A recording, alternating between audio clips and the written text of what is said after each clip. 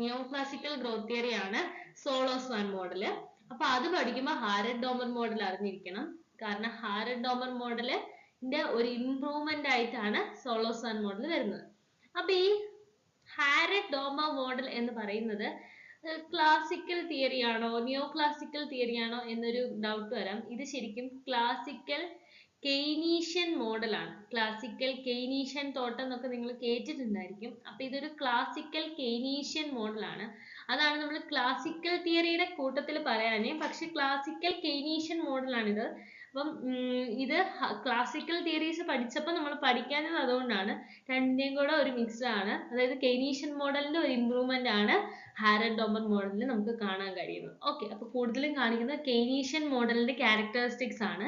പക്ഷെ അസംഷൻസിൽ നമ്മൾ ക്ലാസിക്കൽ മോഡലിന്റെ ക്യാരക്ടറിസ്റ്റിക്സും പഠിക്കുന്നുണ്ട്. അപ്പൊ ഇത് രണ്ടിന്റെയും കൂടെ ഒരു മിക്സ്ഡ് ആയിട്ടാണ് ഹാരറ്റ്-ഡോമർ മോഡൽ വരുന്നത്. ഓക്കെ, അപ്പൊ ഹാരറ്റ്-ഡോമർ മോഡലിന്റെ അസംഷൻസ് എന്തൊക്കെയാണെന്ന് നോക്കാം.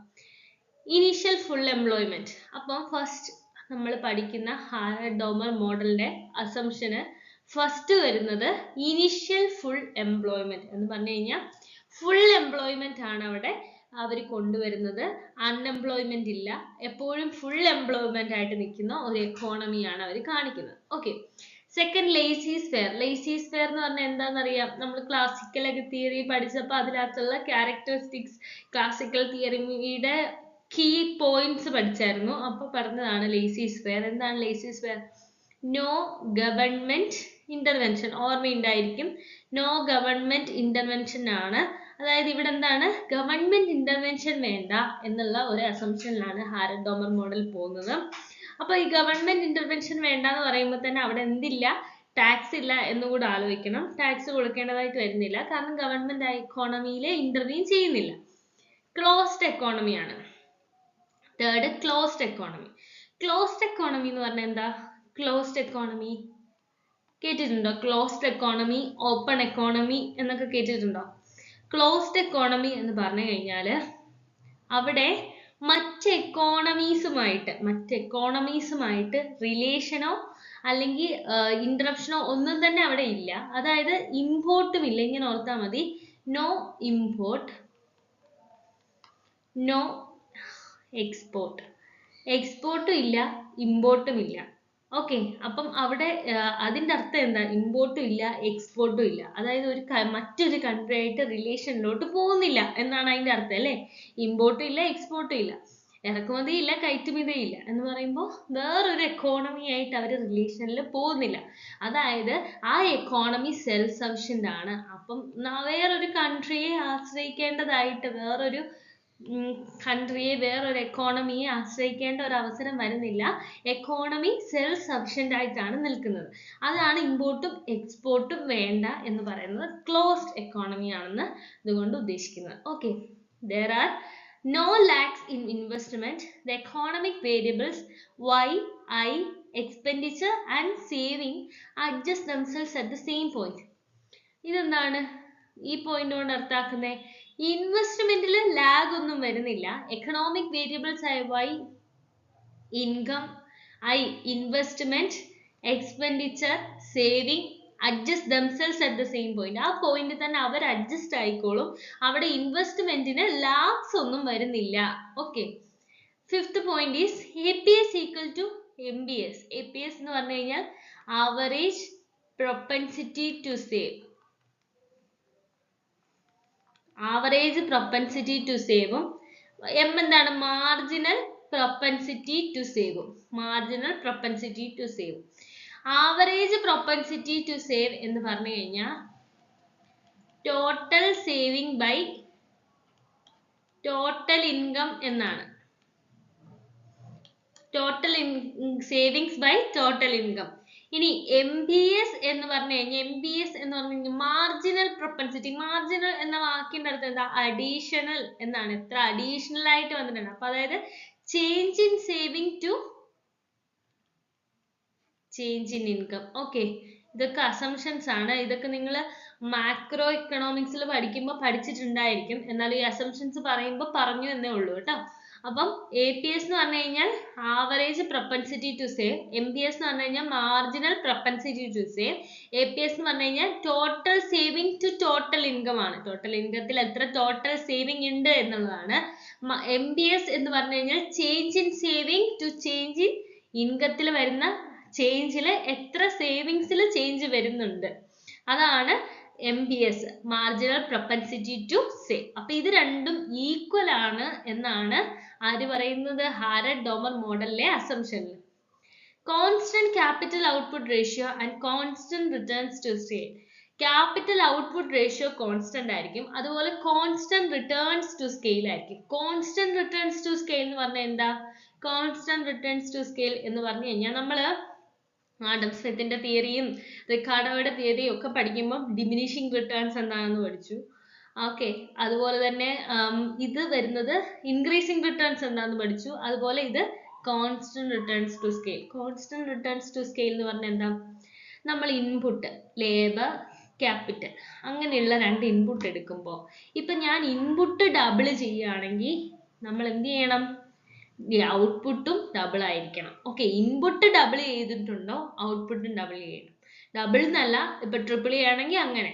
എത്രത്തോളം ഇൻപുട്ട് നമ്മൾ കൊടുക്കുന്നോ അതേ കോൺസ്റ്റന്റ് പ്രൊപ്പോർഷൻ അല്ലെങ്കിൽ ഫിക്സ്ഡ് പ്രൊപ്പോർഷനിൽ തന്നെ ഔട്ട്പുട്ടും എന്ത് ചെയ്യുന്നുണ്ട്? ഇൻക്രീസ് ചെയ്യണം. ഇൻപുട്ട് എത്ര കൂട്ടുന്നോ അത്രയും പ്രൊപ്പോർഷനിൽ തന്നെ ഔട്ട്പുട്ട് ഇൻക്രീസ് ചെയ്യുന്നു. അതാണ് കോൺസ്റ്റന്റ് റിട്ടേൺസ് ടു സ്കെയിൽ. അപ്പൊ അതാണ് അദ്ദേഹം പറയുന്ന assumption. Constant capital output ratio, constant returns to scale. Y, I and S are defined in net terms. Net terms ലാണ്. Y income, I investment, S savings define ചെയ്യുന്നത് net terms ന്റെ ടേംസിലാണ്. അതുപോലെ ഡിപ്രിസിയേഷനെ നമ്മൾ നോക്കുന്നില്ല. ഡിപ്രിസിയേഷൻ എന്താണെന്ന് എല്ലാവർക്കും അറിയാം. നമ്മുടെ ഒരു അസറ്റിന്റെ വാല്യൂ നമ്മൾ പോകെ പോകെ റെഡ്യൂസ് ആകും ഒരു ക്യാപിറ്റൽ അസറ്റിന്റെ വാല്യൂ. അതാണ് ഡിപ്രിസിയേഷൻ എന്ന് പറയുന്നത്. അപ്പൊ ഡിപ്രിസിയേഷൻ നമ്മൾ ഇതിനകത്ത് നോക്കുന്നില്ല. നമ്മൾ ഇൻകം, ഇൻവെസ്റ്റ്മെന്റ്, സേവിങ്സ് നോക്കുന്നത് നെറ്റ് ടേംസിന്റെ അടിസ്ഥാനത്തിലാണ്. അതുപോലെ saving and investment are equal in ex ante and ex post sense. സേവിങ്ങും ഇൻവെസ്റ്റ്മെന്റും നമ്മൾ ഈക്വൽ ആയിട്ടാണ് കൺസിഡർ ചെയ്യുന്നത്. എക്സ് ആൻറ്റി എക്സ്പോസ്ഡ് സെൻസിൽ നമ്മൾ ഈക്വൽ ആയിട്ടാണ് നോക്കുന്നത്. എക്സ് ആൻറ്റി എക്സ്പോസ് സെൻസ് എന്ന് പറഞ്ഞു കഴിഞ്ഞാൽ, എക്സ് ആൻറ്റി സെൻസ് എന്ന് പറഞ്ഞു കഴിഞ്ഞാൽ എന്താ? എക്സ് ആൻറ്റി സെൻസ് എന്ന് പറഞ്ഞു കഴിഞ്ഞാൽ ഒരു പർട്ടിക്കുലർ നമ്മൾ എക്സ്പെക്ട് ചെയ്യുന്ന ഒരു ഇതുണ്ടായിരിക്കും. ഒരു ഇവന്റിന് ഇത്ര എക്സ്പെക്ട് ചെയ്യുന്നുണ്ടായിരിക്കും. ആ ഒരു എക്സ്പെക്ടേഷനും അതുപോലെ തന്നെ വരുന്ന ആക്ച്വൽ ആ ഇവന്റിൽ എത്ര വേണം എന്നുള്ള ആക്ച്വൽ ആയിട്ട് സംഭവിച്ചിരിക്കുന്ന ആ ഒരു ഇതും എന്തായിരിക്കണം? ഈക്വൽ ആയിരിക്കണം. അതാണ് എക്സ് ആൻറ്റി എക്സ്പോസ് സെൻസ്. അത് നടക്കുന്നതിന് ആ ഒരു ഇവന്റ് നടക്കുന്നതിന് മുമ്പ് നമ്മൾ കണക്ക് കൂട്ടി വെച്ചിരിക്കുന്ന ഇൻവെസ്റ്റ്മെന്റ് എത്രയാണ്, അത് നടന്നു കഴിഞ്ഞിട്ട് എത്ര ഇൻവെസ്റ്റ്മെന്റ് ആയി, ഇത് രണ്ടും ഈക്വൽ ആയിരിക്കണം. ഓക്കെ, അതാണ് എക്സ് ആൻറ്റി എക്സ്പോസ് സെൻസ്. ഇനി ഈ വാക്കുകൾ വരും, അപ്പൊ അത് ഓർത്ത് വെച്ചാൽ മതി. നമ്മൾ നടക്കുന്നതിന് മുമ്പ് എത്ര എടുത്തോ അത് ഈക്വൽ ആയിരിക്കണം. അത് നടന്നു കഴിയുമ്പോഴും ആ ഇപ്പൊ ഞാൻ ഇൻവെസ്റ്റ്മെന്റ് എക്സാമ്പിൾ ആയിട്ട് പറഞ്ഞ ഇൻവെസ്റ്റ്മെന്റ് ഈക്വൽ ആയിട്ട് വരണം. ഓക്കെ, ഇത്രയും അസംഷൻസ് ആണ് ഹാരഡ്-ഡോമർ മോഡലിൽ പറയുന്നത്. ഓക്കെ, മനസ്സിലായല്ലോ? ഇനീഷ്യൽ ഫുൾ എംപ്ലോയ്മെന്റ് ആയിരിക്കണം, laissez-faire, closed economy. Closed economy എന്ന വാക്ക് ഓർത്ത് വെക്കുക. ചിലപ്പോൾ ക്ലോസ്ഡ് എക്കോണമി, ഓപ്പൺ എക്കോണമി തമ്മിലുള്ളത് ഈ സ്റ്റേറ്റ്മെന്റ് ക്വസ്റ്റ്യൻസിൽ വരാം. അതാണ് അത് എടുത്തു പറഞ്ഞത്. ക്ലോസ്ഡ് എക്കോണമി എന്ന് പറഞ്ഞു കഴിഞ്ഞാൽ അവിടെ ഇമ്പോർട്ട് എക്സ്പോർട്ട് ഇല്ല. നമ്മൾ മറ്റൊരു എക്കോണമിയെ ആയിട്ട് റിലേറ്റ് ചെയ്യുന്നില്ല. നമുക്ക് അവരുമായിട്ട് ഒരു റിലേഷനും ഇല്ല. നമ്മൾ സെൽഫ് സഫിഷ്യന്റ് ആയിട്ട് നിൽക്കുന്ന എക്കോണമിയാണ്. ഓക്കെ, അതുപോലെ ഇൻവെസ്റ്റ്മെന്റിൽ ലാഗ് ഒന്നും വരുന്നില്ല. എക്സ്പെൻഡിച്ചറും സേവിങ്ങും ആ പോയിന്റിൽ തന്നെ അഡ്ജസ്റ്റ് ആയിക്കോളും. APS equal to MBS, constant capital output ratio, constant returns to scale. Okay, പിന്നെ YIS നമ്മൾ ഡിഫൈൻ ചെയ്യുന്ന നെറ്റ് ടേംസിന്റെ ടേംസിലാണ്. ഡിപ്രിസിയേഷൻ നമ്മൾ എടുക്കുന്നില്ല. S and I എന്ന് പറഞ്ഞാൽ ഈക്വൽ ആയിരിക്കും. ഇൻ എക്സ് ആൻറ്റി എക്സ്പോസ് സെൻസിൽ ഈക്വൽ ആയിരിക്കും. ഓക്കെ, ഇനി നമ്മൾ തിയറിയിലേക്ക് പോവാണ്. തിയറി നമ്മൾ ഇപ്പൊ പഠിച്ചതും ഇതിൽ ഇനി പഠിക്കാൻ പോകുന്ന തിയറിയിലും ഏറ്റവും ലോങ് ആയിട്ടുള്ള ഒരു തിയറിയാണ് ഹാരഡ്-ഡോമർ മോഡൽ. അത് കേൾക്കുമ്പോൾ ആരും പേടിക്കണ്ട, പക്ഷെ അത് സിമ്പിൾ ആണ്. ഇതിൽ നിന്നുള്ള ക്വസ്റ്റ്യൻ നമുക്ക് പ്രതീക്ഷിക്കാവുന്നതുമാണ്. ഇതാരും സ്കിപ്പ് ചെയ്യരുത്. ഇത് കേൾക്കുമ്പോൾ കുറെ ഉണ്ടായിരിക്കും, പക്ഷെ എന്നാലും സ്കിപ്പ് ചെയ്യരുത്, ഈസിയാണ്. ഓക്കെ, അപ്പൊ meaning of Harrod Domar model. Harrod Domar model നമ്മൾ ബേസ് തൊട്ടാണ് തുടങ്ങുന്നത് അല്ലേ. ഹാരഡ് ഡോമർ മോഡലിന്റെ അസംഷൻസ് പഠിച്ചു. ഇനി ഹാരഡ് ഡോമർ മോഡലിന്റെ മീനിങ് എന്തൊക്കെയാണ് അതിനകത്ത് വരുന്നതെന്ന് നോക്കാം. The Harrod-Domer model theory states that rate of economic growth in a country is defined by level of savings and capital output ratio. Harrod-Domer model theory പറയുന്നത് എക്കണോമിക് ഗ്രോത്ത്, ഒരു കൺട്രിയുടെ എക്കണോമിക് ഗ്രോത്ത് നിർണ്ണയിക്കുന്നത് ആ കൺട്രിയിലെ സേവിങ്സിന്റെയും capital output റേഷ്യോയുടെ അടിസ്ഥാനത്തിലാണ്. Okay, എന്താണ് ഒരു കൺട്രിയിലെ economic growth നിർണ്ണയിക്കുന്നത് ആ കൺട്രിയിലെ സേവിങ്സിന്റെയും ക്യാപിറ്റൽ ഔട്ട്പുട്ട് റേഷ്യോയുടെ അടിസ്ഥാനത്തിലാണ്. സേവിങ്സ് എന്ന് പറഞ്ഞാൽ എന്താ? ഒരു കൺട്രിയുടെ സേവിങ്സ് എന്ന് പറഞ്ഞാൽ എന്താ? നമ്മുടെ സേവിങ്സ് എന്ന് പറഞ്ഞു കഴിഞ്ഞാൽ എന്താ? ഒരു ഇൻഡിവിജ്വലിന്റെ സേവിങ്സ് എന്ന് പറഞ്ഞു കഴിഞ്ഞാൽ നമ്മുടെ ഇൻകം കഴിഞ്ഞ് നമ്മൾ അതിന് ഇൻകത്തിൽ നിന്ന് എക്സ്പെൻസ് കഴിഞ്ഞിട്ട് കിട്ടുന്ന ബാക്കിയാണ് സേവിങ്സ്. അതല്ലേ ഒരു ഇൻഡിവിജ്വലിന്റെ സേവിങ്സ് എന്ന് പറഞ്ഞു കഴിഞ്ഞാൽ. അതുപോലെ തന്നെയാണ് ഒരു കൺട്രിയുടെ സേവിങ്സ് എന്ന് പറഞ്ഞു കഴിഞ്ഞാലും ആ കൺട്രിയുടെ എന്താണ് എക്സ്പെൻഡിച്ചർ കഴിഞ്ഞിട്ട് ബാക്കി വരുന്നതാണ് അവിടുത്തെ സേവിങ്സ്.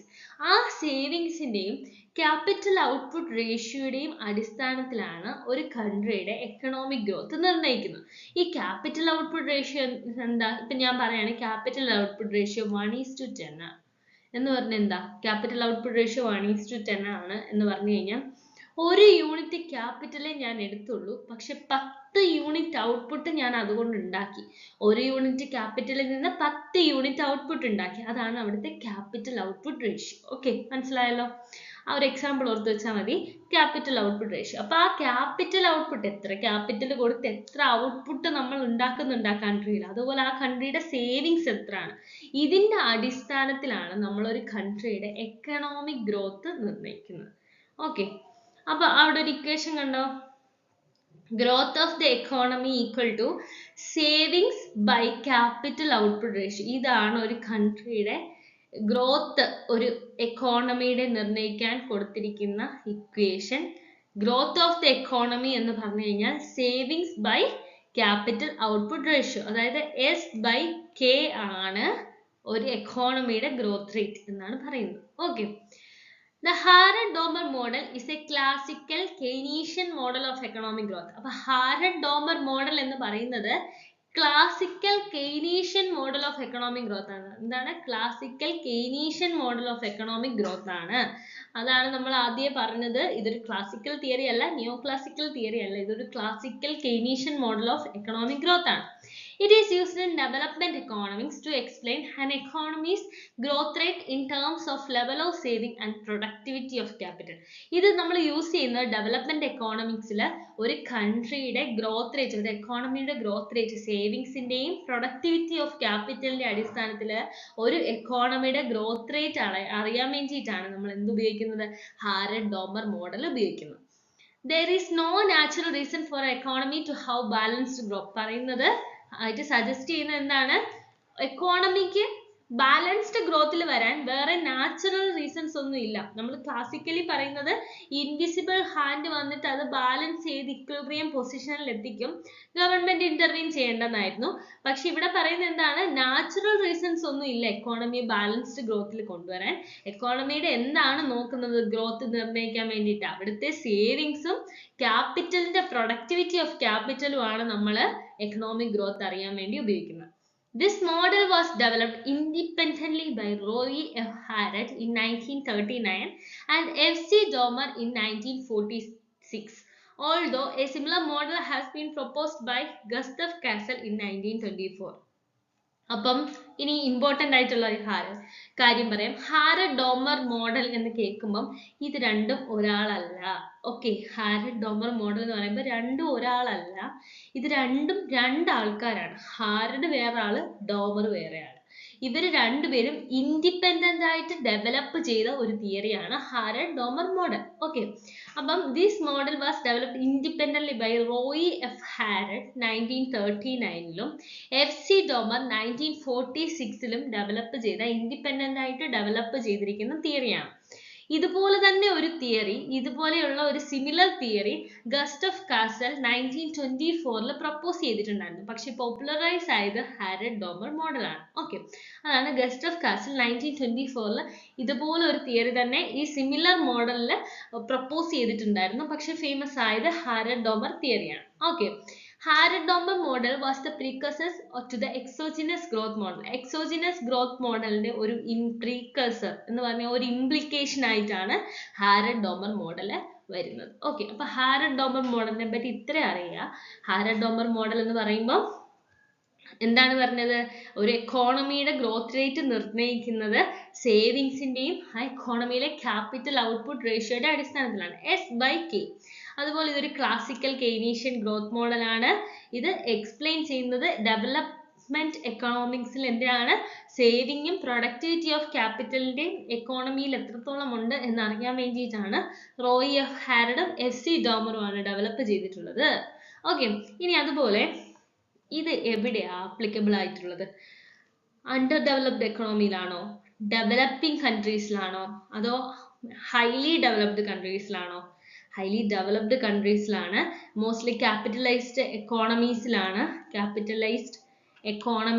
ഇത് ആപ്ലിക്കബിൾ ആയിട്ടുള്ളത് കേട്ടോ.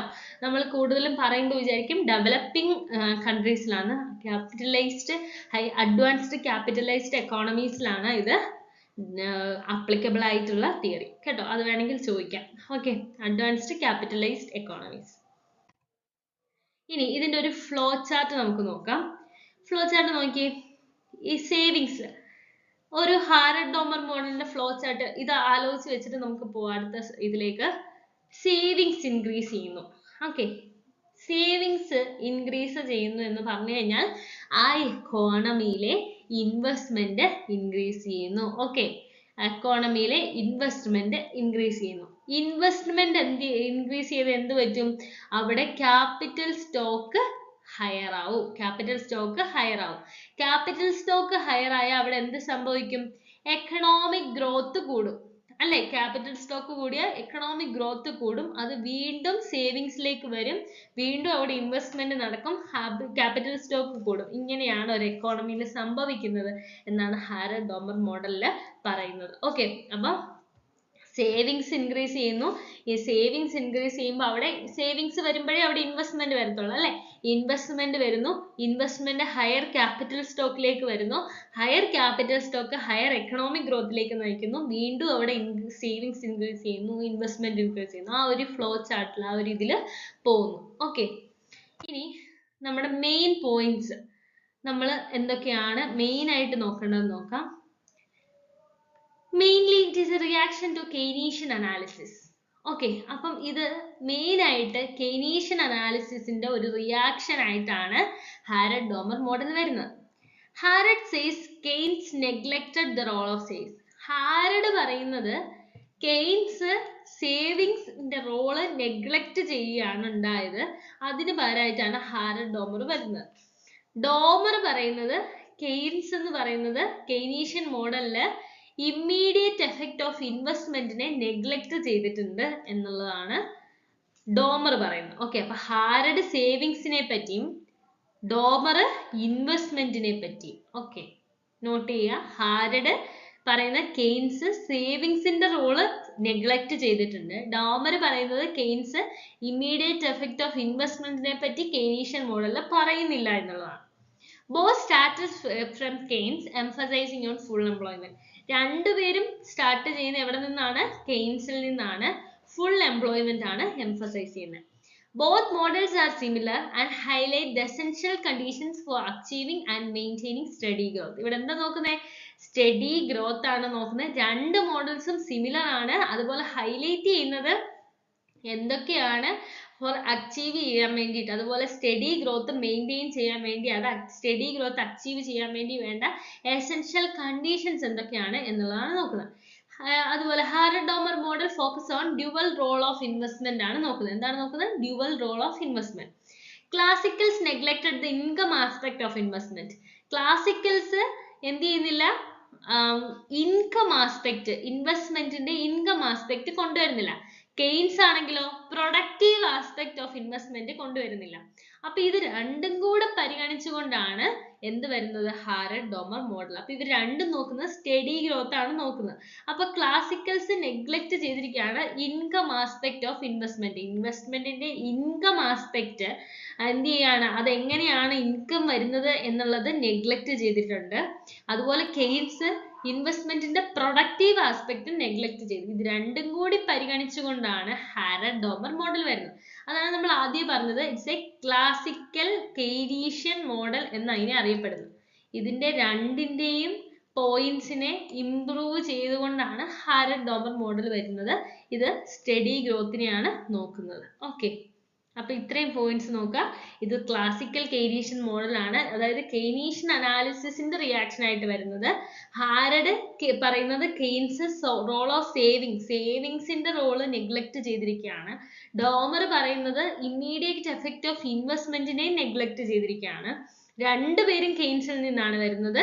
രണ്ടുപേരും ഫോക്കസ് ചെയ്യുന്നത് ഫുൾ എംപ്ലോയ്മെന്റ് ആണ്. ഓക്കെ, അതുപോലെ ഹാരഡ് ഡോമർ മോഡൽ ഫോക്കസ് ചെയ്യുന്ന ഡ്യുവൽ റോൾ ഓഫ് ഇൻവെസ്റ്റ്മെന്റിനെ പറ്റിയിട്ടാണ്. ക്ലാസിക്കൽസ് ഇൻകം ആസ്പെക്ട് ഓഫ് ഇൻവെസ്റ്റ്മെന്റിന്റെ കാണിക്കുന്നില്ല. അതുപോലെ കെയ്ൻസ് പ്രൊഡക്റ്റീവ് ആസ്പെക്ട് ഇൻവെസ്റ്റ്മെന്റിനെ കാണിക്കുന്നില്ല. ഇത് രണ്ടും കൂടെ പരിഗണിച്ചുകൊണ്ടാണ് ഹാരഡ് ഡോമർ മോഡൽ വരുന്നത്.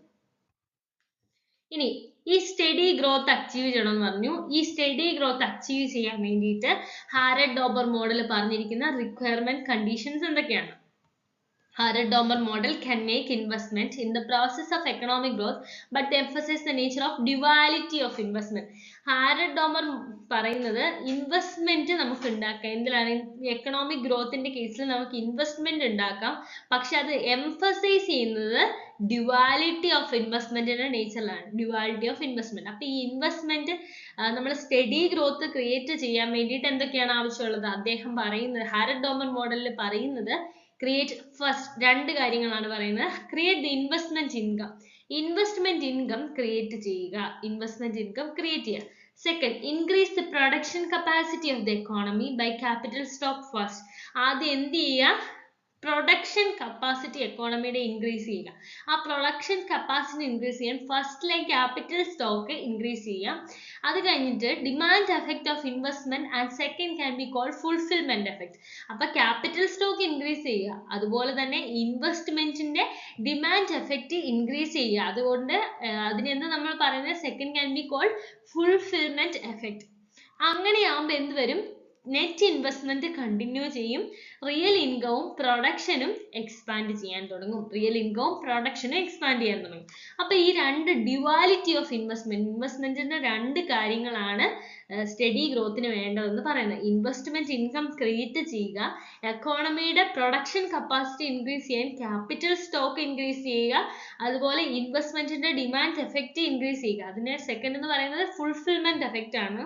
അപ്പൊ അത് എന്തുവരെയാണ്? നെറ്റ് ഇൻവെസ്റ്റ്മെന്റ് കണ്ടിന്യൂ ചെയ്യുന്നത് വരെ അത് അങ്ങനെ കണ്ടിന്യൂ ചെയ്തു പോകണം. എന്നിട്ട് റിയൽ ഇൻകവും പ്രൊഡക്ഷനും അപ്പൊ എന്ത് ചെയ്യും? എക്സ്പാൻഡ് ആയിക്കോളും എന്നാണ് സ്റ്റഡി ഗ്രോത്ത്. അപ്പൊ സ്റ്റഡി ഗ്രോത്തില് ഇൻവെസ്റ്റ്മെന്റിന്റെ ഡ്യുവൽ നേച്ചർ ആണ്, ഡ്യുവാലിറ്റി ആണ് അദ്ദേഹം പറയുന്നത്. ഹാരഡ് മോഡൽ. അപ്പൊ നമ്മൾ പറഞ്ഞു ഹാരഡും ഡോമറും സെപ്പറേറ്റ്ലി ആണ് ഇത് ഡെവലപ്പ് ചെയ്തത് എന്ന് പറഞ്ഞു. ഹാരഡും ഡോമറും ഇത് സെപ്പറേറ്റ്ലി ആണ് ഡെവലപ്പ് ചെയ്തത്. അപ്പൊ ഹാരഡ് മോഡലും പഠിക്കണം, ഡോമർ മോഡലും പഠിക്കണം അല്ലെ? ഇത് രണ്ടും സെപ്പറേറ്റ് ആണ്. Harrod has developed on the basis of his model on the basis of three distinct concepts of rate of growth. മൂന്ന് distinct concept of rate of growth ന്റെ അടിസ്ഥാനത്തിലാണ് ഹാരഡിന്റെ മോഡൽ വരുന്നത്. Actual rate of growth, warranted growth rate and natural growth rate. മൂന്ന് കാര്യങ്ങൾ. ഇത് മൂന്നും പറയുന്ന ഹാരഡ് മോഡലിലാണ്. അപ്പൊ ഇത് മൂന്നും വരുന്നത് ഓപ്ഷൻ തരാം. ആക്ച്വൽ ഗ്രോത്ത് റേറ്റ് അല്ലെങ്കിൽ വാറന്റഡ് ഗ്രോത്ത് റേറ്റ് എന്ന് പറയുന്ന ടേം കൊണ്ടുവരുന്നത് ആരുടെ മോഡലാണ്? ഹാരഡ് ഡോമർ മോഡൽ. ഓക്കെ, അപ്പൊ ഈ മൂന്നിന്റെ അടിസ്ഥാനത്തിലാണ് അദ്ദേഹം ഗ്രോത്തിനെ പറ്റി പറയുന്നത്, ഡെവലപ്മെന്റിനെ പറ്റി പറയുന്നത്.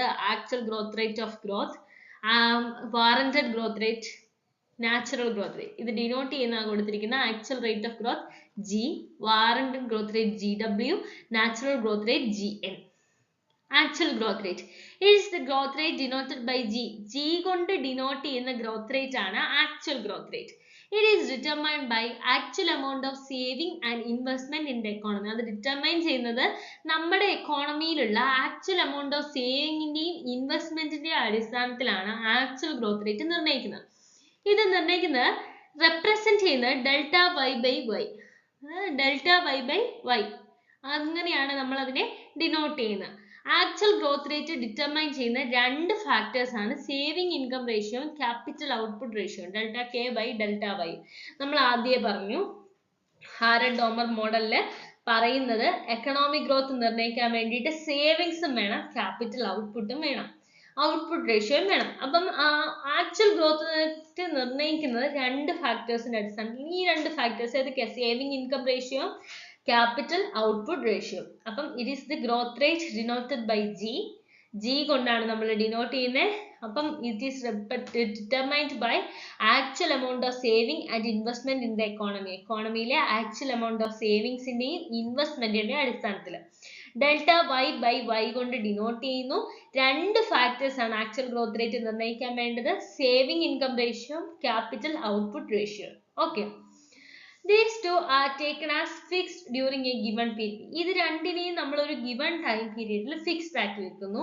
ഈ G ഇൻഡിക്കേറ്റ് ചെയ്യുന്നത് actual growth rate in any given period. Actual growth റേറ്റിനെയാണ് G കാണിക്കുന്നത്.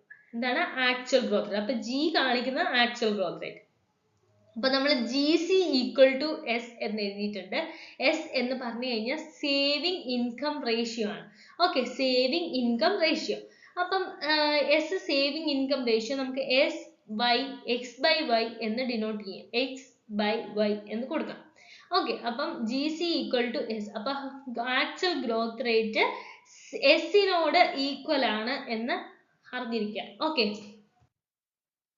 ഇനി the equality between saving and investment is necessary condition for achieving investment, achieving steady growth. നമ്മൾ പറഞ്ഞു G C equal to S എന്ന് പറഞ്ഞു. അതെന്താ പറഞ്ഞു ഉദ്ദേശിക്കുന്നത്? എന്താ? അതുകൊണ്ട് നമ്മള് എസും ഐയും ഈക്വൽ ആണെങ്കിലാണ്, അവിടെ ഇക്വാളിറ്റി ഉണ്ടെങ്കിലാണ്, സേവിങ്സും ഇൻവെസ്റ്റ്മെന്റും തമ്മിൽ ഇക്വാളിറ്റി ഉണ്ടെങ്കിലാണ് സ്റ്റഡി ഗ്രോത്ത് അച്ചീവ് ചെയ്യാൻ പറ്റുന്നത്. അപ്പൊ സ്റ്റഡി ഗ്രോത്ത് അച്ചീവ് ചെയ്യാൻ വേണ്ട ഒരു നെസസറി കണ്ടീഷൻ എന്ന് പറയുന്നത് എസ് ഈക്വൽ ടു ഐ ആണ്. ഇതിനെ നമ്മൾ ഡൈനാമിക് ഇക്വിലിബ്രിയം എന്ന് പറയാം. അപ്പൊ ഡൈനാമിക് ഇക്വിലിബ്രിയം എന്ന് പറഞ്ഞു കഴിഞ്ഞാൽ സേവിങ് ഇൻവെസ്റ്റ്മെന്റുമായിട്ട് ഈക്വൽ ആവുന്ന condition for achieving study growth. Study growth achieve ചെയ്യാൻ വേണ്ടിയിട്ട് സേവിങ്ങും ഇൻവെസ്റ്റ്മെന്റും ഈക്വൽ ആവുന്നു. ഇതിനെ നമ്മൾ ഡൈനാമിക് ഇക്വിലിബ്രിയം എന്ന് പറയുന്നത്. Okay, warranted growth rate. അപ്പൊ ഇതാണ് ആക്ച്വൽ ഗ്രോത്ത് റേറ്റ് എന്ന് പറഞ്ഞു കഴിഞ്ഞാൽ.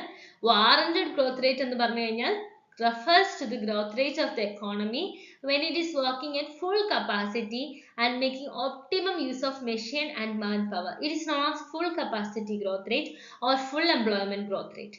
അപ്പൊ നമ്മൾ വാറന്റഡ് ഗ്രോത്ത് റേറ്റ് എന്ന് പറഞ്ഞു കഴിഞ്ഞാൽ ഒരു എക്കോണമിയിലെ ഗ്രോത്ത് റേറ്റ് ആണ്. അതായത് എക്കോണമി ഫുൾ കപ്പാസിറ്റിയിൽ, ആ എക്കോണമിയിലെ മെഷീൻസും മാൻ പവറും ഫുള്ളി യൂട്ടിലൈസ് ചെയ്യുന്ന സിറ്റുവേഷൻ ആണ് വാറന്റഡ് ഗ്രോത്ത് റേറ്റ്. ഇതിനെ നമ്മൾ ഫുൾ കപ്പാസിറ്റി ഗ്രോത്ത് റേറ്റ് അല്ലെങ്കിൽ ഫുൾ എംപ്ലോയ്മെന്റ് ഗ്രോത്ത് റേറ്റ് എന്നൊക്കെ വിളിക്കും, വാറന്റഡ് ഗ്രോത്ത് റേറ്റ്. അപ്പം നമ്മളോട് ക്വസ്റ്റ്യൻ വരികയാണ്, ഏത് ഇതിനെയാണ് ഫുൾ കപ്പാസിറ്റി ഗ്രോത്ത് റേറ്റ് അല്ലെങ്കിൽ ഫുൾ എംപ്ലോയ്മെന്റ് ഗ്രോത്ത് റേറ്റ് എന്ന് പറയുന്നത്? അല്ലെങ്കിൽ എപ്പോഴാണ് ഹാരഡ് ഡോമർ മോഡലില് എക്കോണമിയിൽ ഫുൾ കപ്പാസിറ്റിയിൽ ഒപ്റ്റിമം യൂസ് ചെയ്യുന്ന മെഷീൻസും എല്ലാം യൂസ് ചെയ്യുന്ന ഗ്രോത്ത് റേറ്റിനെ വിളിക്കുന്ന പേര് warranted growth rate.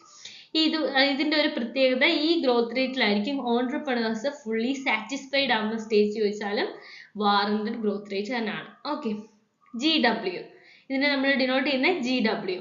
It is the growth rate required for the full utilization of resources and the growing capital stock. Full utilization of resources ഉം growing capital stock ഉം നടക്കുന്ന required ആയിട്ടുള്ള stage ആണ് warranted growth rate. അപ്പൊ it's growth rate required for the full utilization of resources. അപ്പൊ ഈ സ്റ്റേജിൽ എന്താണ്? Full utilization of resources.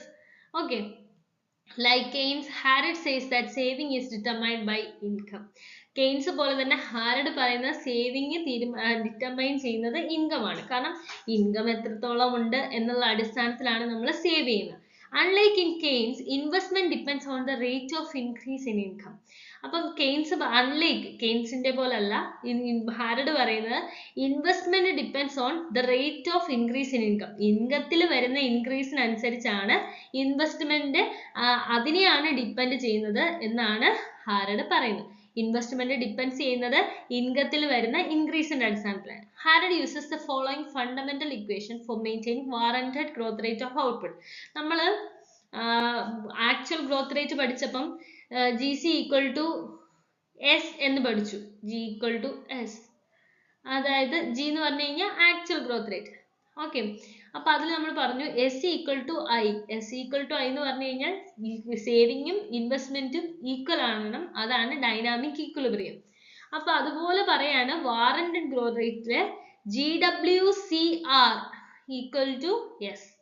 GWCR എന്ന് പറഞ്ഞു കഴിഞ്ഞാൽ എസിന് ഈക്വൽ ആണ്. ഈ GW എന്ന് പറഞ്ഞു കഴിഞ്ഞാൽ വാറന്റഡ് ഗ്രോത്ത് റേറ്റ്, CR എന്ന് പറഞ്ഞു കഴിഞ്ഞാൽ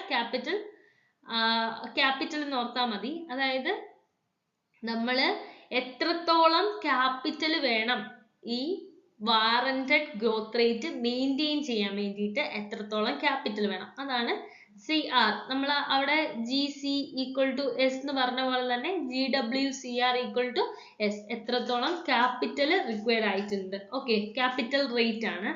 എസ് എന്ന് പറഞ്ഞു കഴിഞ്ഞാൽ saving income ratio. Okay, equation ആയിട്ടൊന്നും ചോദിക്കില്ലായിരിക്കും, പക്ഷെ നമുക്ക് സ്റ്റേറ്റ്മെന്റ് ക്വസ്റ്റ്യൻസ് ഉള്ളത് കൊണ്ട് തന്നെ നമുക്ക് അറിഞ്ഞിരിക്കുക. ഇത് സിമ്പിൾ അല്ലേ. ആക്ച്വൽ ഗ്രോത്ത് റേറ്റ് വരുമ്പോൾ GC ഈക്വൽ ടു എസ്, എത്ര എന്തായാലും എസിനോട് ഈക്വൽ ആയിരിക്കണം, സേവിങ്ങും ഇൻവെസ്റ്റ്മെന്റും ഈക്വൽ ആയിരിക്കണം. ഓക്കെ, അപ്പൊ ഇതുപോലെ ഗ്രോത്ത് റേറ്റ് വരുമ്പോൾ GWCR equal to S, warranted growth റേറ്റും capital required to maintain warranted growth rate, എത്രത്തോളം ക്യാപിറ്റൽ നമുക്ക് ആവശ്യമായിട്ടുണ്ട് വാറന്റഡ് ഗ്രോത്ത് റേറ്റ് മെയിൻറ്റെയിൻ ചെയ്തു പോകാൻ. വാറന്റഡ് ഗ്രോത്ത് റേറ്റ് എന്ന് പറഞ്ഞു കഴിഞ്ഞാൽ നമ്മുടെ എക്കോണമി ഫുള്ളി യൂട്ടിലൈസ് ആവുന്ന സ്റ്റേജ്. ഫുള്ളി നമ്മൾ എപ്പോഴാണ് എക്കോണമിയിൽ ഫുള്ളി നമ്മൾ മെഷീൻസ് യൂസ് ചെയ്യുന്നത്, മാൻ പവർ ഫുള്ളി യൂട്ടിലൈസ് ചെയ്യുന്ന ആ സ്റ്റേജ് ആണ് വാറന്റഡ് ഗ്രോത്ത് റേറ്റ്. ഈ സ്റ്റേജിലാണ് ഓൺട്രപ്രണേഴ്സ് ഫുള്ളി സാറ്റിസ്ഫൈഡ് ആവുന്നത്. ഓക്കെ, അങ്ങനെ ഒരു ക്വസ്റ്റ്യൻ വേണേൽ ചോദിക്കാം, ഓൺട്രപ്രണേഴ്സ് ഫുള്ളി സാറ്റിസ്ഫൈഡ് ആവുന്ന stage warranted growth rate. Okay, Harrod's fundamental equation assumes that ex ante savings is equal to ex ante investment. അപ്പോൾ ഹാരഡിന്റെ ഫണ്ടമെന്റൽ ഇക്വേഷൻ അസ്യൂം ചെയ്യുന്ന ex ante savings is equal to ex ante investment. അപ്പൊ നമ്മൾ പറഞ്ഞിട്ടുണ്ട് X and സേവിങ്സും, ഇവിടെ നമ്മൾ അസംഷനിൽ പറഞ്ഞത് സേവിങ്ങും ഇൻവെസ്റ്റ്മെന്റും ex ante saving equal to ex post saving എന്നുള്ള അടിസ്ഥാനത്തിലാണ് പറഞ്ഞത്. ഇവിടെ പറഞ്ഞത് നമ്മൾ എത്രയാണോ സേവിങ്, എക്സ് ആന്റി എന്ന് പറഞ്ഞു കഴിഞ്ഞാൽ ആ ഇവന്റിന് എടുക്കുന്നതിന് മുമ്പുള്ളതാണ് എക്സ് ആന്റി എന്ന് പറഞ്ഞു കഴിഞ്ഞാൽ. അപ്പൊ അതെടുക്കുന്ന സേവിങ് എന്തിനാ ഈക്വൽ ആയിരിക്കണം, അപ്പൊ നമ്മൾ എടുക്കുന്ന ആ എക്സ്പെക്ട് ചെയ്യുന്ന ഇൻവെസ്റ്റ്മെന്റിന് ഈക്വൽ ആയിരിക്കണം. ഓക്കെ, ആ എക്സ്പെക്ട് ചെയ്യുന്ന സേവിങ് എക്സ്പെക്ട് ചെയ്യുന്ന ഇൻവെസ്റ്റ്മെന്റിന് ഈക്വൽ ആയിരിക്കണം. Or in other words, there is only one pathway or path of economic advance, that of steady growth. The steady growth condition is indicated in the following equation. അപ്പം ഈ steady growth condition നമ്മൾ indicate ചെയ്യുന്നത് നമുക്ക് economic growth achieve ചെയ്യാൻ വേണ്ടിയിട്ട് വേണ്ടത് എന്താണെന്ന് പറയുന്നത് ഹാരഡ് ഡോമർ മോഡലിലെ സ്റ്റഡി ഗ്രോത്ത് ആണ്. ആ സ്റ്റഡി ഗ്രോത്ത് ഇൻഡിക്കേറ്റ് ചെയ്യുന്നത് G equal to GW and C equal to CR. അതായത് G ഈക്വൽ ടു GW എന്ന് പറഞ്ഞു കഴിഞ്ഞാൽ actual growth rate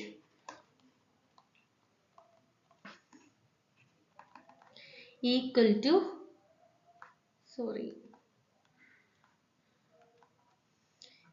warranted growth rate. Actual growth rate warranted growth റേറ്റിന് equal ആവുന്ന ഇതാണെന്ന് പറയുന്നത് സ്റ്റഡി ഗ്രോത്ത് റേറ്റ്. ഇതിന് നമ്മളൊരു പേര് വിളിക്കും knife edge equilibrium. Knife edge equilibrium ഇത് ഓർത്ത് വെക്കുക. നൈഫ് എഡ്ജ് ഇക്വിലിബ്രിയം എന്ന് പറയുന്നത് ഹാരഡ് ഡോമർ മോഡലിലാണ് actual growth rate warranted growth റേറ്റിനോട് ഈക്വൽ ആവുന്ന stage. It implies that actual growth rate must be equal to warranted growth rate, or growth rate of income must be equal to growth rate of output. Actual growth rate warranted growth റേറ്റുമായിട്ട് equal ആയിട്ട് വരിക, അതാണ് steady growth condition. ഒരു എക്കോണമിയുടെ steady growth rate condition എന്ന് പറഞ്ഞു കഴിഞ്ഞാൽ actual growth rate warranted growth റേറ്റുമായിട്ട് ഈക്വൽ ആയിട്ട് വരിക. സെക്കൻഡ്ലി എന്ന് പറഞ്ഞു കഴിഞ്ഞാൽ capital output ratio needed to achieve G must be equal to the required capital output ratio to maintain GW. Second condition എന്ന് പറഞ്ഞു കഴിഞ്ഞാൽ എത്ര capital output ratio വേണം നമുക്ക് G achieve ചെയ്യാൻ, actual growth rate achieve ചെയ്യാൻ എത്ര capital output ratio എന്താണെന്നൊക്കെ നമ്മൾ assumption പഠിച്ചു. അപ്പൊ എത്ര capital output ratio വേണം, അത് എന്തിന് equal ആയിരിക്കണം, must be ആ GW മെയിൻറ്റെയിൻ ചെയ്ത് പോകാനുള്ള ക്യാപിറ്റൽ ഔട്ട്പുട്ട് റേഷ്യോ ആയിട്ട് ഈക്വൽ ആയിരിക്കണം. പറഞ്ഞു മനസ്സിലായോ? എത്ര ക്യാപിറ്റൽ ഔട്ട്പുട്ട് റേഷ്യോ വേണം G അച്ചീവ് ചെയ്യാൻ എന്നുള്ളത് നമുക്ക് GW മെയിൻറ്റെയിൻ ചെയ്ത് പോകാനുള്ള ക്യാപിറ്റൽ ഔട്ട്പുട്ട് റേഷ്യോയുമായിട്ട് ഈക്വൽ ആയിരിക്കണം. ആക്ച്വൽ ഇൻവെസ്റ്റ്മെന്റ് നമ്മൾ should be equal to expected investment. Actual investment എന്തായിരിക്കണം, നമ്മൾ എക്സ്പെക്ട് ചെയ്തിരിക്കുന്ന ഇൻവെസ്റ്റ്മെന്റുമായിട്ട് ഈക്വൽ ആയിരിക്കണം. സ്റ്റേബിൾ ഗ്രോത്ത് അച്ചീവ് ചെയ്യാൻ വേണ്ടി ആക്ച്വൽ ഇൻവെസ്റ്റ്മെന്റ് എക്സ്പെക്റ്റഡ് ഇൻവെസ്റ്റ്മെന്റുമായിട്ട് ഈക്വൽ ആയിരിക്കണം. ഓക്കെ, അപ്പം നൈഫ് എഡ്ജ് ഇക്വിലിബ്രിയം ഒക്കെ ഇവിടെ കിടപ്പുണ്ട്.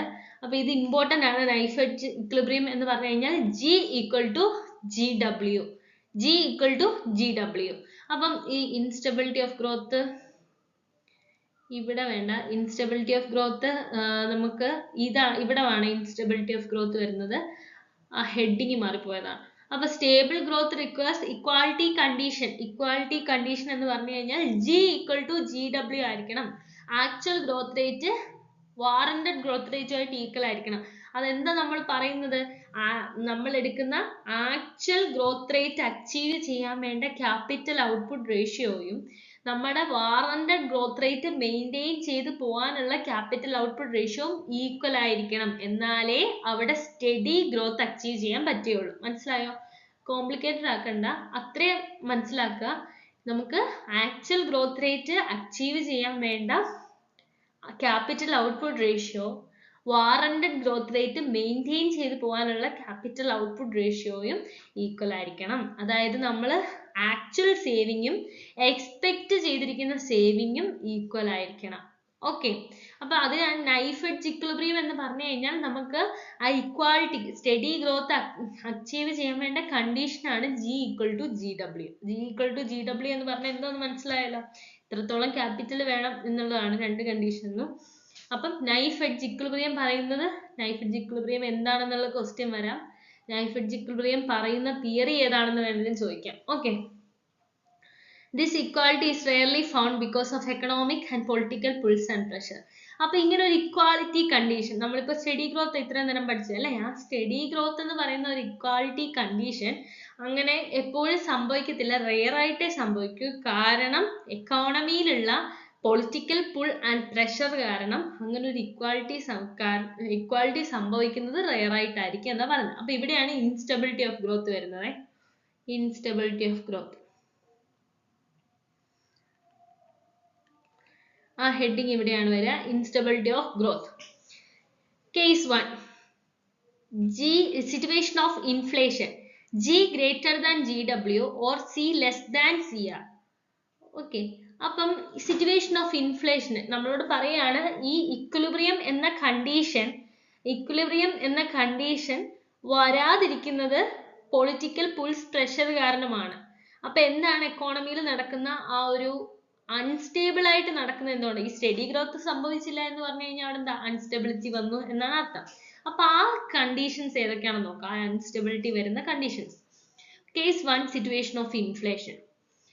ഈ G equal to GW വന്നാലേ അത് സ്റ്റഡി ഗ്രോത്ത് ആവും. G greater than GW വന്നാലോ, GW greater than G വന്നാലോ, C less than CR വന്നാലോ, C greater than CR വന്നാലോ ഈ കണ്ടീഷനിലൊക്കെ അൺസ്റ്റേബിൾ ആണ് അല്ലേ.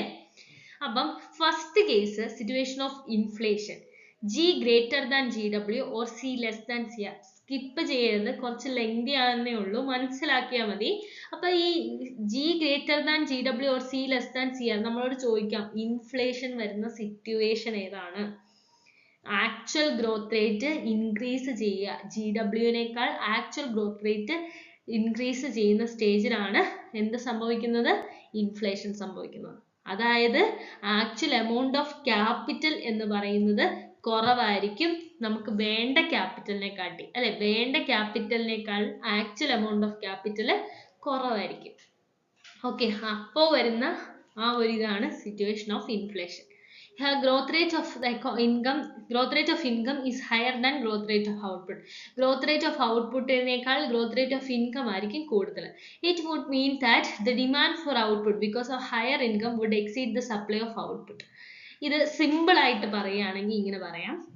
അതായത് ഒരു എക്കോണമിയിൽ ഫുൾ എംപ്ലോയ്മെന്റ് ആണ് അവരുടെ ലക്ഷ്യം അല്ലെ, അവർ അസംഷനിൽ പറഞ്ഞിരിക്കുന്നത് ഫുൾ എംപ്ലോയ്മെന്റ്. അപ്പൊ ഫുൾ എംപ്ലോയ്മെന്റിലേക്ക് വരുമ്പോൾ അവിടെ എന്ത് വരും, ഇൻകം റൈസ് ചെയ്യുന്ന പറഞ്ഞിരിക്കുന്നത് ബിക്കോസ് ഓഫ് ഹയർ ഇൻകം.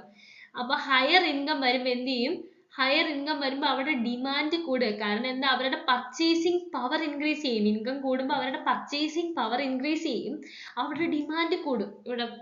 ഇവിടോട്ട് വരച്ച് കാണിക്കാം. ഇൻകം കൂടുന്നു, അവരുടെ പർച്ചേസിങ് പവർ കൂടി, ഡിമാൻഡ് കൂടി. Demand for output because of higher income. Higher income കാരണം ഡിമാൻഡ് ഫോർ ഔട്ട്പുട്ട് കൂടി.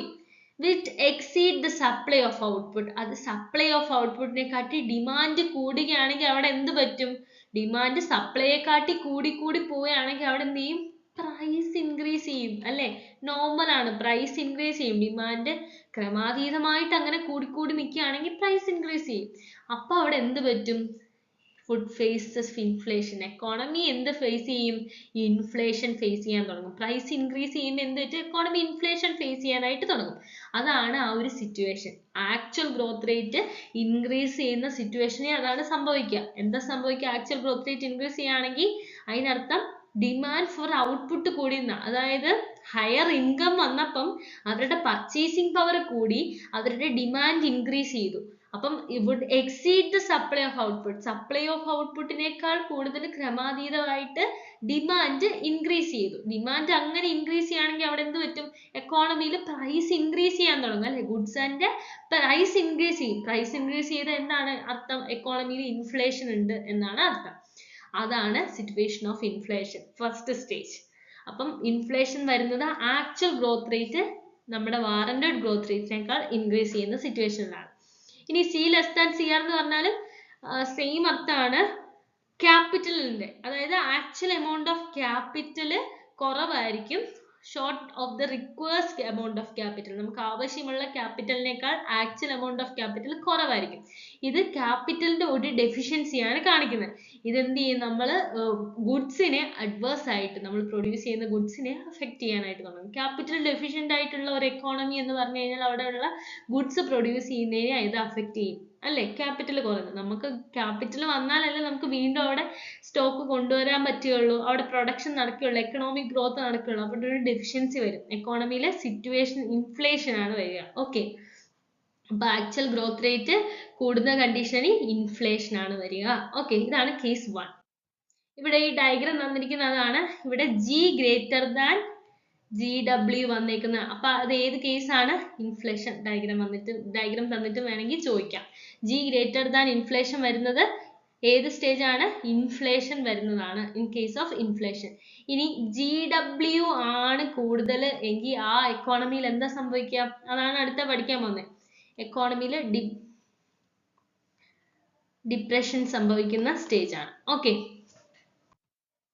എക്കോണമിയിൽ ഡിപ്രഷൻ സംഭവിക്കുന്ന സ്റ്റേജ് ആണ് GW ഗ്രേറ്റർ ആവുന്ന stage.